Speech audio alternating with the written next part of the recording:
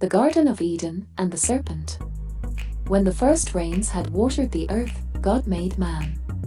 He took clay and molded it into his own shape. Then he breathed life into the clay and gave man a living soul. This first man was called Adam. God gave him a beautiful garden to live in, called the Garden of Eden, in which God had planted flowers and fruit trees of every kind. God told Adam that he could eat the fruit of every tree in the garden except one, the tree of the knowledge of good and evil.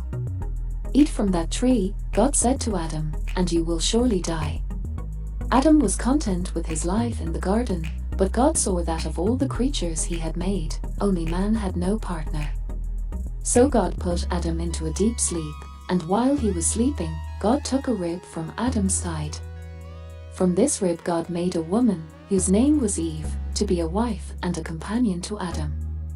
Adam and Eve lived happily in the garden. But there was one creature in the garden who wished to make trouble between God and man.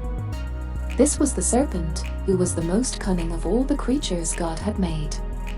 One day the serpent found Eve alone in the garden, and he whispered in her ear, "You will not die if you eat the fruit of the tree of knowledge of good and evil.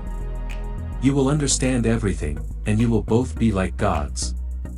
Eve believed the serpent, and wanted to be a god. She took the fruit and ate it, and gave it to Adam, and he ate it too. At once everything changed. They felt guilty and unhappy for the first time. Also, they were ashamed of their nakedness, so they sewed fig leaves together to cover themselves up. That evening, Adam and Eve heard God walking in the garden, and they hid themselves among the trees. "Where are you?" God called out to Adam. Then Adam had to come out of hiding.